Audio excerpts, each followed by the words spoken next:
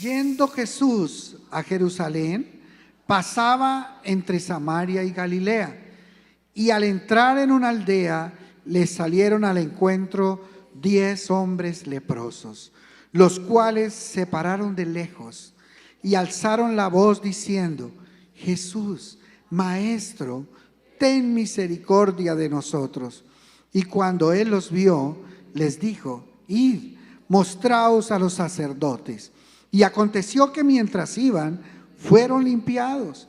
Entonces uno de ellos, viendo que había sido sanado, volvió glorificando a Dios en gran voz y se postró rostro en tierra a sus pies, dándole gracias. Y este era samaritano.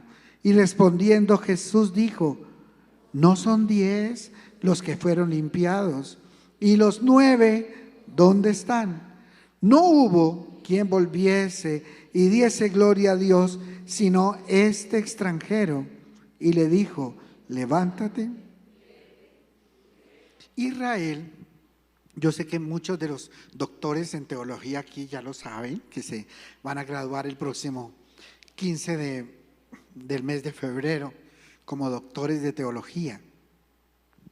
Pero Israel, en la época de nuestro Señor Jesucristo, estaba dividido en 6 departamentos o provincias. 3 quedaban al lado derecho en el mapa del río Jordán y 3 quedaban al lado izquierdo del río Jordán. Entonces, ¿cuántos departamentos tenía Israel? 6.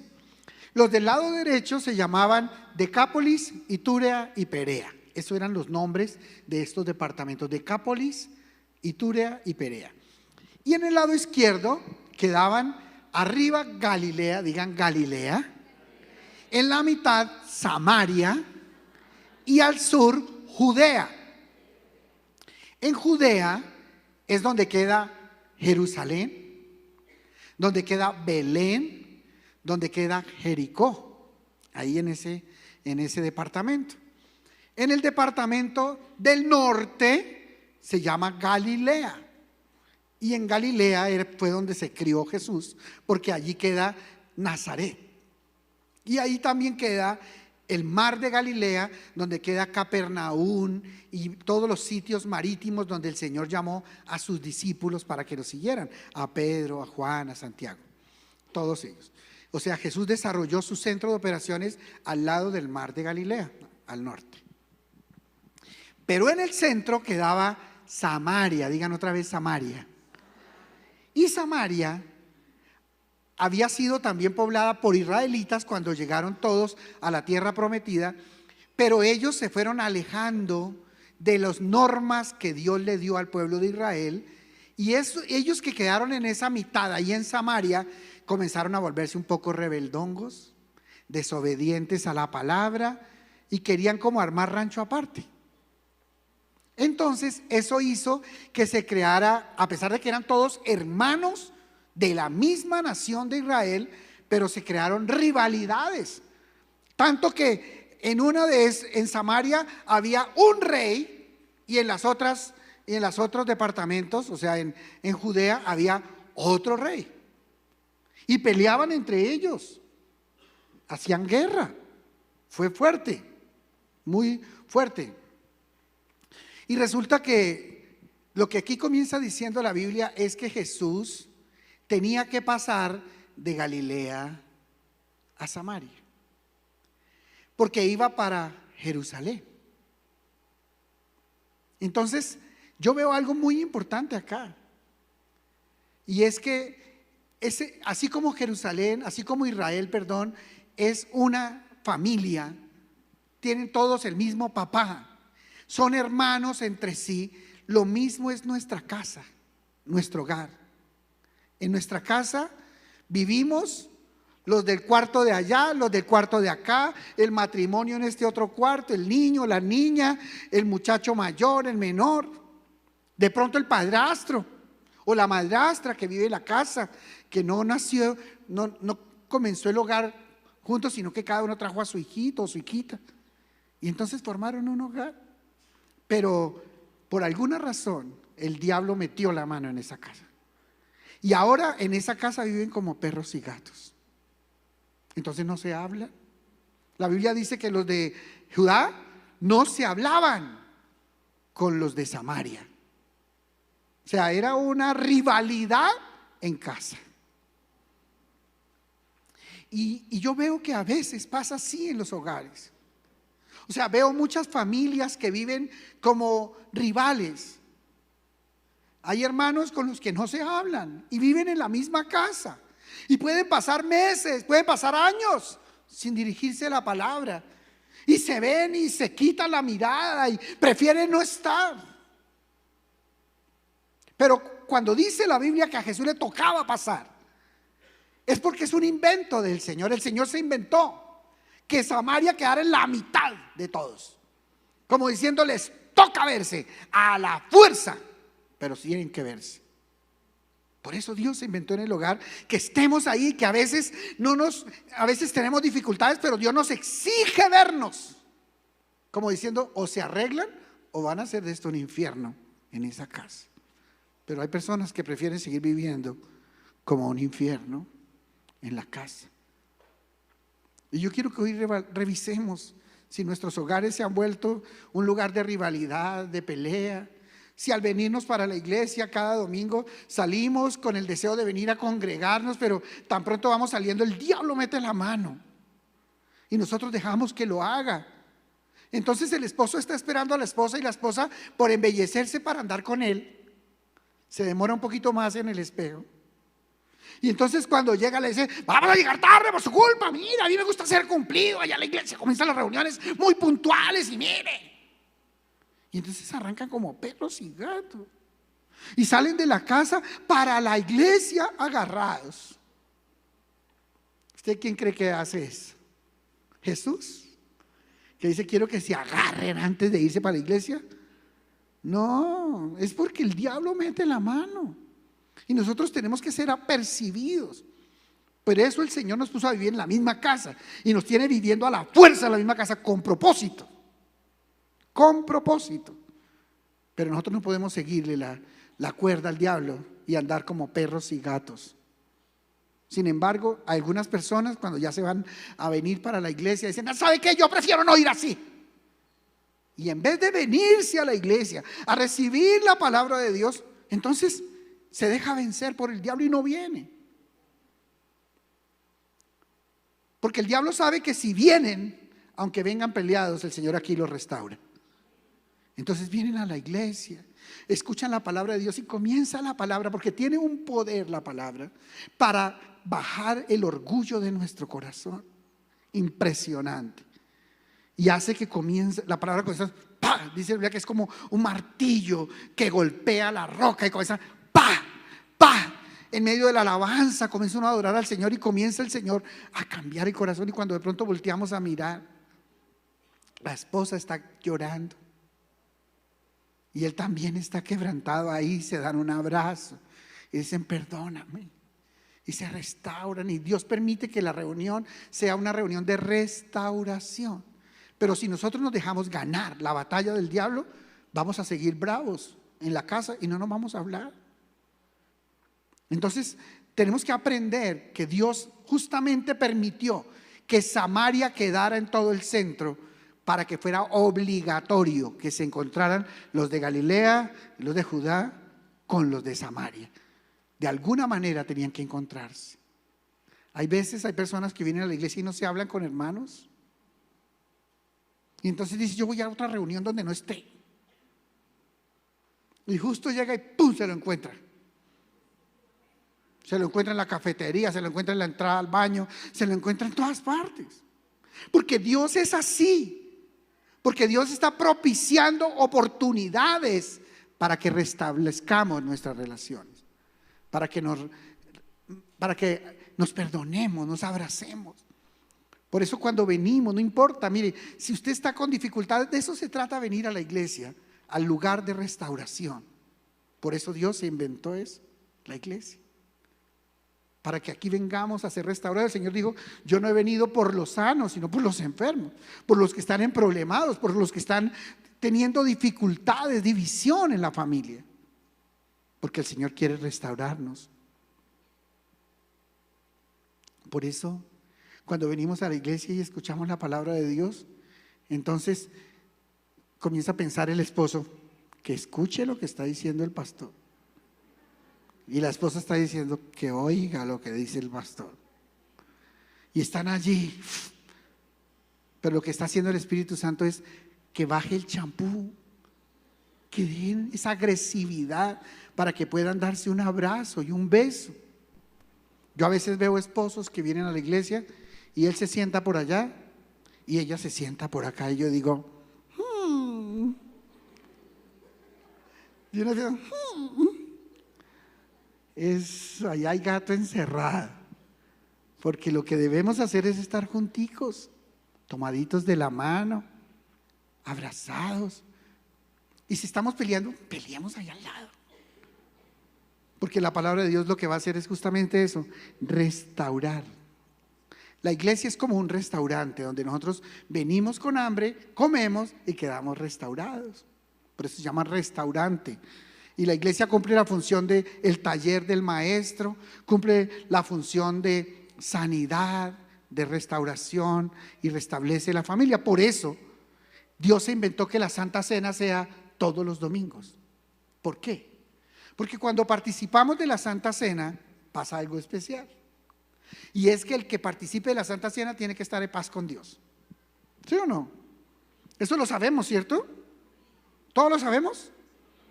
Porque uno no puede venir a comer de la Santa Cena si no está en paz con Dios, porque le viene maldición a la persona por participar en pecado de la Santa Cena. Eso dice la Biblia. Entonces Dios nos obliga a restaurarnos para tomar el pan. Y eso lo hace Dios siempre, cada 8 días, para que si ha habido dificultades en la semana, el domingo se ha restaurado nuevamente la relación en la iglesia. Amén. Para eso se le inventa el Señor.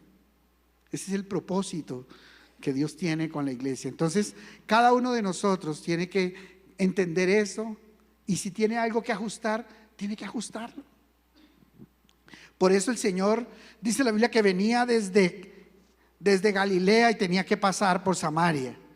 Dice, y al entrar en una aldea, les salieron ¿al qué? Entonces, ¿dónde aparece la palabra encuentro? En la iglesia. Quiero hacerles una pregunta. ¿Quién salió al encuentro? ¿Jesús o los leprosos? Los que salen al encuentro son los leprosos. Bueno, somos los leprosos. Porque a veces queremos que se nos haga culto a domicilio y decir, bueno, yo no voy a la iglesia, pero si el pastor me tiene en cuenta, tiene que venir a visitarme. Tienen que llamarme. Si allá es una casa de Dios, tienen que llamarme. Pues que me llamen. No, es que no es así. El que tiene que salir al encuentro eres tú. ¿Y cómo éramos cuando fuimos al encuentro? ¿Ustedes se acuerdan? Leprosos. Vivíamos emproblemados, amargados, con ira, peleando, en fornicación, en mentiras, en infidelidad. Esa era la vida, esa es la verdad. Pero el Señor dice, el Señor aquí pone a los leprosos a salir al encuentro. Él había podido irse a donde estaban los leprosos y a ir a sanarlos allá. Pero el Señor dijo, el que quiera su celeste, que le cueste. Si ellos están dispuestos a venir, yo los voy a sanar. Ahora, ¿cómo vinieron? Mal. Entonces no esperes a estar bien para acercarte al Señor. Porque a veces andamos esperando, no, cuando yo esté bien. Cuando esté bien. Entonces nunca. Porque uno, si no está con Jesús, uno nunca está bien. Y si te vas a esperar a acercarte a Jesús cuando estés bien, entonces nunca te vas a acercar a Jesús. Porque el único que nos pone bien es Jesús. Por eso cuando nosotros invitamos personas a encuentro que comienzan a decir, no, yo sí tengo que ir algún día, no, yo sé que tengo que ir, pero en otro momento, es que ahorita tengo unos enreditos. Pues por eso. Eso es lo que el Señor quiere, desenredar tu vida. Ven y dale la oportunidad al Señor que haga un milagro en tu vida. ¿Amén?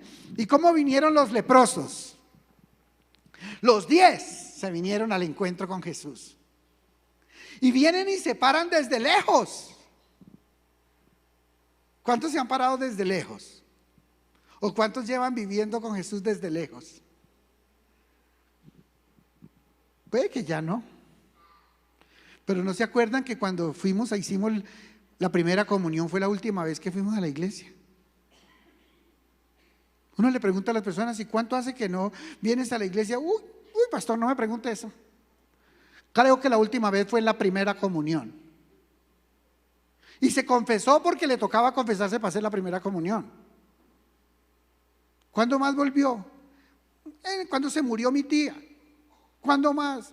Y en el matrimonio de fulano de tal. Bueno, si es que se casan, ¿no? Porque ahorita se van a vivir así. Entonces, ¿cómo hemos visto? La verdad, ¿cómo hemos visto al Señor? De lejos. Uno le pregunta a una persona allá en el mundo: ¿y tú crees en Dios? Pues claro. ¿Y cómo es tu relación con Dios? Tan lejos que hace tanto que ni siquiera escucho la palabra, mucho menos que me la prediquen, mucho menos un encuentro, mucho menos venir a una reunión, escuchar la voz de Dios, menos alabar al Señor, arrodillarse, menos, porque ha habido una relación con Dios de lejos, de lejos. Y así llegamos, todos así llegamos un día, con una relación de lejos con el Señor. Y dice la Biblia que cuando llegaron los leprosos, entonces ellos, ¿qué hicieron? ¿Qué hicieron los leprosos? A ver, salieron al encuentro 10 hombres leprosos, los cuales se pararon de lejos y alzaron la voz diciendo: Jesús, Maestro, ten misericordia de nosotros. ¿En qué momento pegaron el grito? Cuando estaban desesperados, ¿no? Porque hay personas que ni siquiera desesperados pegan un grito. Y eso es peor. Al menos estos 10 leprosos pegaron el grito. Pero hay personas que se les está hundiendo el barco y no gritan.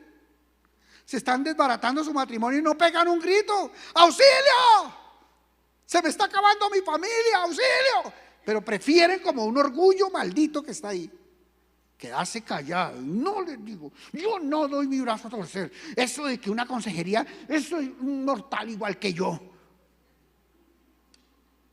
Y preferimos no pegar el grito. Mire, yo prefiero esos leprosos desagradecidos que vamos a ver, que pegaron el grito, y no los que se quedan callados y nunca pegan el grito y prefieren irse para el infierno antes que pegar un grito de auxilio, pidiendo ayuda para su matrimonio.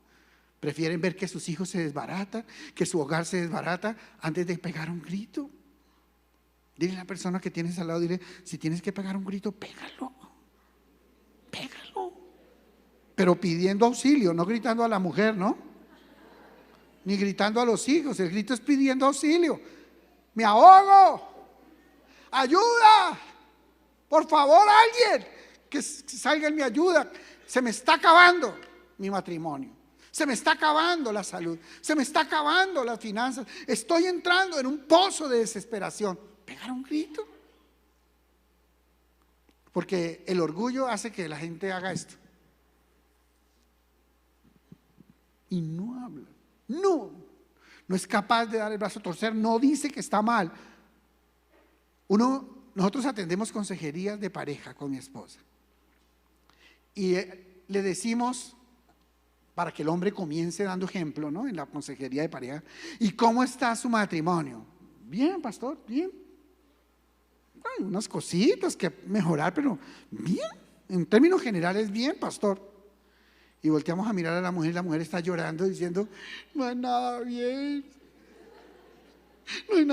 no nos hablamos, en el hogar es una pelea de perros y gatos, hace mucho tiempo no tenemos intimidad en el matrimonio, él no se habla con los hijos, los hermanos viven peleando. Y el tipo le parece que está muy bien. Y es el que está llevando el barco, es el capitán del barco. Y un capitán que no sabe que su casa está a punto de naufragar, pues termina llevando a todos a la muerte, a la destrucción. Si tenemos que pegar un grito, peguémoslo, amén. Y si necesitamos ayuda, peguemos el grito. Y si tenemos que pasar una vergüenza, pasémosla. Pero no dejemos que se acabe lo que Dios nos ha regalado sin poner manos en la obra, amén. Y mire lo que dice la palabra: y salieron al encuentro lejos y alzaron la voz diciendo: Jesús, Bueno, gloria a Dios, fueron a Jesús, ¿no? Porque habían podido ir donde la bruja del pueblo. Porque habían podido ir a cualquier lugar. Pero gloria a Dios, fueron a Jesús. Jesús, maestro, ten misericordia de nosotros. Y cuando Él los vio, les dijo, mire la respuesta del Señor: id, mostraos a los sacerdotes. En el libro de Levítico capítulo 14, la Biblia dice cuál era la ley bíblica para los leprosos. Entonces la ley dice más o menos así: cuando una persona piense que tiene lepra, tiene que llamar al sacerdote. Y el sacerdote irá a su casa y observará las paredes, el cuerpo, toda la cama, la casa, la sala, todo lo observará. Y si ve unas manchas de color tal que que van creciendo, entonces hará una limpieza total. Van a entrar en cuarentena, se van a bañar y van a hacer una limpieza. Y si después de tanto tiempo vuelven y aparecen las manchas, entonces el sacerdote dirá que tiene lepra. Así era. Pero si Dios hace el milagro y se sana la lepra, entonces deben ir delante del sacerdote para que, así como el sacerdote decretó que había lepra, también certifique que están limpios de lepra. O sea, no tenemos que tener temor para ir delante del médico, para que él certifique que estamos sanos. ¿Cuánto creen que Dios puede sanar? ¿Cuánto creen que Dios sana hoy? Bueno, pues si Dios sana, el médico tiene que certificarlo. Porque hay personas que dicen, no, yo sé que yo estoy sano. ¿Y por qué no va al médico? No, porque yo sé que yo estoy sano. Pues vaya para que el médico certifique. Porque si Dios hace un milagro, tiene que ser evidente ante la ciencia y ante todos. Amén. O sea, para eso Dios puso los médicos ahí, para certificar la sanidad de los cristianos. Amén. Porque así vivimos sanos y de gloria en gloria, de triunfo en triunfo, de milagro en milagro. Pero eso tiene que corroborarlo la ciencia. Amén. Si creemos que Dios sana, es con todos los juguetes que Dios sana, y el milagro completo lo hace Dios en nuestras vidas. Amén. Entonces ellos tenían que ir delante del sacerdote para certificar que eran sanos. Ahora, ¿qué creen que Jesús les está diciendo cuando les dice vayan y muéstrense al sacerdote? ¿Qué les dijo? Estaban de lejos allá y le dijo, Jesús, ten misericordia de nosotros. Y Jesús les dijo, vio que eran 10. Porque Jesús sabe contar. Él sabe cuántos son. Y él dijo, pero eso sí fue rápido, 10. Y les dijo, muchachos, vayan y muéstrense al sacerdote. Pero ¿para qué era que se mostraban al sacerdote? Para que les certificara que estaban sanos. Pero ellos se voltearon a mirar y dijeron, ¿para qué vamos a ir? Mire, ahí están todavía las ronchas. Ahí están las manchas. Mire, ahí sigue toda la lepra igual. No, que no vamos a ir a mostrar al sacerdote. Ellos podían haber pensado eso. Pero ¿qué hicieron ellos? ¿Qué hicieron? Dice, y aconteció que mientras iban, o sea, ¿qué hicieron? Ellos voltearon a mirar sus manos y dijeron, ¿al sacerdote? ¿Al sacerdote? Y se vieron todavía la lepra. Sin embargo, ¿qué hicieron? Comenzaron a dar pasos, digan pasos. Esto es lo que se llama pasos de fe. Por eso el Señor Jesucristo, cuando se le acercaron a pedirle un milagro, Él dijo así, conforme a tu fe se ha hecho. O sea, si puedes creer, al que cree todo le es posible. Si no hay fe, no hay milagro. Por eso el Señor lo que les está diciendo es, den pasos de fe hacia el milagro. Den los pasos de fe. Y ellos, gloria a Dios, los 10 entendieron que eso era una instrucción para obedecer y para creer. Y arrancaron a caminar. A pesar de que no habían visto el milagro, ellos iban delante del sacerdote. ¿Cuánto se podrían demorar para ir al sacerdote? Un día, exagerando, que el sacerdote queda lejos, un día. Sin embargo, ellos comenzaron a caminar, digan pasos de fe, digan duro, pasos de fe. Porque si nosotros queremos un milagro de Dios y no damos pasos de fe, no vamos a tener el milagro. Queremos tener un carro, pero no comenzamos a hacer el curso. Queremos tener una casa, pero no pasamos por la inmobiliaria a ver lugares donde, proyectos de vivienda. Queremos tener lo que sea que queremos tener en nuestra vida, pero no damos pasos. Y lo que el Señor nos dice, hey, arranque por dar el primer paso. Vaya y mire el carro. Comience por verlo. Que Dios en el camino va a proveer y le va a dar la bendición. No se trata de ser alocados, se trata de dar pasos de fe. Y ni siquiera dice carreras de fe. Pasos de fe. Pasos que nos dirijan hacia el milagro en nuestra vida. Y ellos arrancaron y comenzaron a dar los pasos de fe. Y dice la Biblia que cuando iban en el camino, o sea, dando los pasos, ¡pum!, ocurrió el milagro. O sea, el milagro ocurre mientras estamos dando los pasos de fe. Dile a la persona que tienes al lado, tienes que dar pasos de fe. Quieren que Dios les bendiga la empresa, pero nunca han creado empresa. ¿Cuál empresa? Dirá el Señor, ¿no? ¿Cuál empresa? Y dice, mientras iban, fueron limpiados. O sea, llegó el milagro. Entonces, uno de ellos, miren esto, viendo que había sido sanado, o sea, en el camino iba cuando sano, y descubre el milagro. Eso no quiere decir que no haya admiración, porque hay personas que dicen, pero si ya sabía, ¿por qué está tan admirado? No, porque es que aunque sabemos que Dios va a hacer el milagro, eso no quita la admiración de ver nuestro Dios que es fiel, fiel, fiel es Dios. Siempre, mire, en la vida, si nosotros somos un poquitico observadores, vivimos de milagro en milagro. Todo el tiempo vivimos de milagro en milagro. La Monita y yo llevamos 1 mes y 3 días por fuera de Bogotá. Y anoche, esta madrugada, cuando llegaba el avión de Miami y aterrizó como a las 2 de la mañana, nosotros decíamos, wow, qué fiel que es Dios. Qué fiel que es Dios, con todo lo que anduvimos, con todo lo que hicimos, volvimos sanitos, felices, cogidos de la mano y habiendo disfrutado. Pero ¿saben una cosa? Fueron muchas las circunstancias que vivimos en donde Dios hizo milagro tras milagro. A veces no nos hemos dado cuenta, pero estamos aquí en la iglesia después de cuántos milagros que Dios ha hecho solamente para que lleguemos acá. ¿Saben qué nos pasa a nosotros? Andamos como Mr. Magoo. ¿Ustedes saben, se acuerdan? Mr. Magoo. ¿Cómo es la película de Mr. Magoo? Se la voy a decir. Ese calvito con la nariz así redondita, chiquito, de las tiras cómicas, que él iba caminando por encima de una pared y todo atrás se le iba cayendo. Él daba este paso y se caía lo de atrás.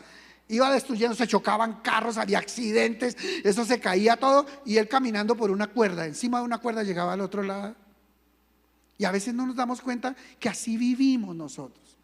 Milagro tras milagro. Nos damos cuenta que nos acaba de librar de un accidente, donde venía un borracho que se atravesó y gloria a Dios, nosotros ya veníamos adelante cuando se atravesó al mismo carril en que nosotros íbamos.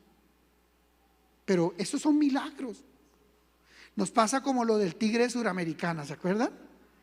Que iba caminando y había un hueco y el tigre viene y se le tira al hueco y la persona pasa por encima del tigre y no cae en el hueco. Aquí no es un tigre, aquí son ángeles que el Señor envía, que nos han librado de accidentes a nosotros, a nuestros hijos, que nos han librado en el momento de la prueba, que nos han librado de la enfermedad, de la pelea, de la división, de la destrucción. Vivimos de milagro en milagro, pero es que a veces no nos damos cuenta. Por eso el Señor quiere que seamos agradecidos. Miren lo que hizo este hombre cuando se descubrió que estaba sano. ¿Qué hizo? ¿Qué hizo inmediatamente? Se volvió delante del Señor a darle las gracias al que hizo el milagro. y se le tiró a los pies con el rostro en tierra, dice la Biblia. Puso la cara en el piso, agradeciéndole al Señor. Y mire lo que dice la Biblia enseguida. Entonces dice, y se postró rostro en tierra a sus pies dándole gracias. Y este era, ¿de dónde? Samaritano, de los que no se hablan con los judíos, pero son hermanos. Y respondiendo Jesús dijo, mire las palabras del Señor. Esta es la razón por la que estoy compartiendo esta palabra. Y respondiendo Jesús dijo, ¿no son 10 los que fueron limpiados? Y yo quiero que veamos el corazón del Señor por la ingratitud de los que hemos sido bendecidos día tras día por Él, de los que vivimos de gloria en gloria, de triunfo en triunfo, de victoria en victoria y de poder en poder, de los que vivimos sanitos cada día, de los que Dios ha hecho ese milagro de sanidad del cáncer, esa restauración en el matrimonio, de los que vemos todos los días la obra de Dios en nuestras vidas, pero no le damos las gracias al Señor. Uno solo se devolvió, pero el Señor no dijo, wow, qué chico tan agradecido, qué tremendo muchacho tan fiel. Él no dijo eso, porque en el corazón del Señor estaban los otros 9 desagradecidos, que también fueron sanados, que también fueron bendecidos, pero que no volvieron delante del Señor a darle la gloria, la honra y las gracias al Señor. O sea, si hay algo que el Señor siente cuando somos ingratos, es como un puñal de ingratitud. O sea, algo que el Señor desprecia, siente asco el Señor, es de la ingratitud. Cuando somos hijos que hemos nacido en un hogar donde nuestros padres nos lo han dado todo, con mucho esfuerzo, mis amados, porque quiero que sepan que todo lo que tenemos hoy no ha sido gratis, alguien lo tuvo que dar, alguien tuvo que pagar ese precio. Entonces nuestros padres con mucho esfuerzo dejaron de darse gustos para darnos a nosotros lo mejor. Dejaron de viajar, dejaron de comprar, dejaron de gastar, porque tuvieron un día que tomar la decisión, que tuvimos que tomar la Monita y yo un día. Decir, o nos vamos a pasear o compramos la leche, o nos vamos de paseo o compramos la loción, que a mí me gustaba, una loción que se llama Van Cleef, muy rica, y era mi loción, y gracias a Dios siempre tenía con qué comprarla. Pero cuando nacen los niños, y eran 3 y más o menos seguidos, los pañales eran hartos pañales. Para cuando nació Daniel, yo me aseguré y me compré un estante de puros pañales de niño. Pero eso se acaban. Y cuando vino Nicolás y cuando vino Pipe, y era con pañales NAN 1, NAN 2, la leche era NAN 1, NAN 2, NAN 3. Y luego comienza a pagar el colegio 1, colegio 2, colegio 3. Útiles 1, útiles 2, útiles 3. Yo no sabía qué era eso. Me tocó tomar la decisión, o pañales o Van Cleef. ¿Qué creen que ganó? Pañales. Ahí conocí el hermoso menticol. Qué hermosura que es el menticol. Se lo recomiendo. En esos días donde no alcanza para más, donde tienen que decidir o los hijos o mis gustos. Pero ¿saben qué, mis amados? Sé que todos hemos dado lo mejor para nuestros hijos, y nuestros padres lo hicieron. Por eso no podemos ser desagradecidos, porque si hay algo que detesta el Señor es a los desagradecidos. Por eso no podemos olvidar lo que nuestros padres han hecho. Dieron su vida por nosotros, se trasnocharon por nosotros, nos dieron lo mejor que podían dar. Era que no alcanzaba para más. Se nos olvida que tenemos unos hermanos hermosos que amamos, Y entonces nos dividimos, dejamos de hablar con los hermanos, dejamos de hablar con los papás. Se nos olvida que un día dejamos nuestros padres por seguir a la mujer de nuestro sueño. Y ahora no le hablamos. Y ahora vivimos bravos. Se nos olvida que ella dio su juventud para darnos nuestros hijos. Hasta el calcio de sus huesos lo dio por nuestros hijos. Pero ahora nos parece fea, harta, cansona. Y se nos olvida que ella ha dado su vida por nosotros. Y cuántas mujeres desagradecidas con su esposo, porque ahora se volvió un poquito roncador. Y se le creció la barriga de tanto comer hamburguesa. Entonces ahora ronca. Y no lo soporto, es un roncar. Pero se le olvida que ese hombre ha dado su vida para sostenerla, para traer el pan cada día, con mucho esfuerzo, con mucha ignorancia muchas veces, pero ha tratado de ser lo mejor. Por eso el Señor quiere que seamos agradecidos. Agradecidos con esos hijos que Dios nos ha dado. Cuántas alegrías. Las mejores sonrisas nos las han sacado nuestros hijos, ¿o no es así? Por ellos luchamos, soñamos, estamos dispuestos a dejar todo, pero un día nuestros hijos hacen algo mal y ya no los queremos, ya no queremos que estén, ya queremos que se vayan. También tenemos que ser agradecidos con nuestra iglesia. ¿Cómo estabas tú antes de venir a la iglesia? De pronto eras un leproso, de pronto tú estabas en ese hoyo cenagoso, en ese pozo de la desesperación. Y alguien de la iglesia fue y te llamó y te invitó y te cuidó y te pagó el encuentro y te trajo a la iglesia, te llevó al encuentro y tú te encontraste con Jesús. Pero ahora estás renegando de tu líder, estás hablando mal de él. Dice la Biblia que debemos tratar a nuestros líderes y a nuestros pastores como dignos de doble honor y honra por ser de los hijos de Dios, por ser obreros del Señor. Que fácilmente hablamos, murmuramos. Se nos olvida que nuestros líderes y nuestros pastores han dejado todo para dedicarse a nosotros, para cuidarnos. Qué fácil y qué desagradecidos que somos. Pero hoy el Señor está diciendo pilas, porque si algo que detesto son los 9 que no volvieron a dar gracias. Que después de haber sido bendecidos, prosperados, restaurados, entonces vino un problema, como el que hay en el matrimonio, como el que hay con los hijos, como el que hay con los hermanos, y ¡pam! Me largo. Y el Señor quiere que nosotros seamos, ¿cómo? Agradecidos. Con Dios debemos que ser agradecidos. A Dios no podemos serles infiel. A Dios no lo podemos dejar en una cita, no lo podemos abandonar, porque Dios nos ha dado lo mejor. Hasta la última gota de su sangre nos dio Jesús por amor a nosotros. ¿Será que Jesús estaba esperando que volvieran los otros 9? Sí, sino porque los menciona. ¿Usted cree que al Señor le importa que la gente vuelva a darle las gracias? Sí le importa. Porque en vez de decir, uy, qué tremendo este hombre que vino a dar las gracias, lo exaltó y dijo, gracias por venir a darme las gracias. No lo hizo. Él dijo, y luego no eran 10.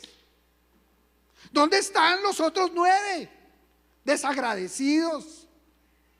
¿Dónde están todos los que han sido conquistados, ganados para el Señor y que fácilmente comienzan a abrir la boca, a murmurar y a criticar a aquellos como sus padres que han dado su vida por amor a ellos?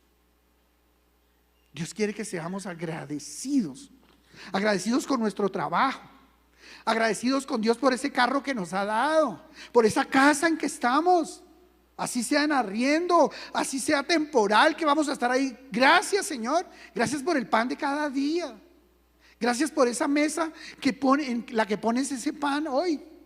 Gracias por la persona que me dio trabajo, por la oportunidad que Dios me ha dado. El que no es agradecido no logra tocar el corazón de Dios. Algo observamos en este tiempo en Israel. En este momento Israel subsidia, o sea, económicamente a la Franja de Gaza.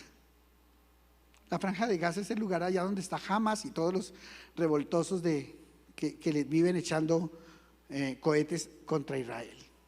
Israel paga la comida de ellos. Israel la paga.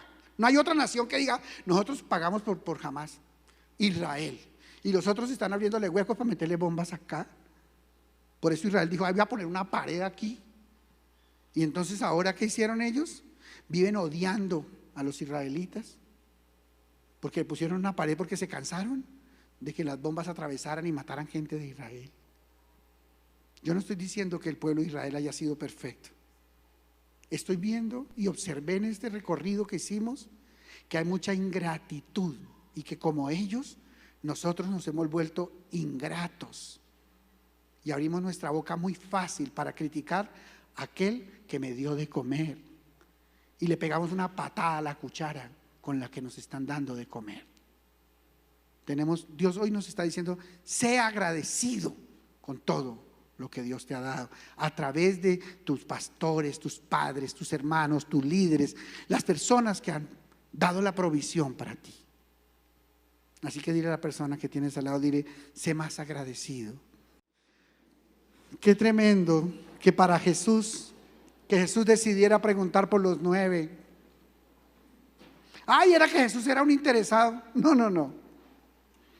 Jesús dio su vida por amor a nosotros, sin pedirnos nada. Pero Él está esperando para ver el corazón del que es agradecido y el que es desagradecido con Él.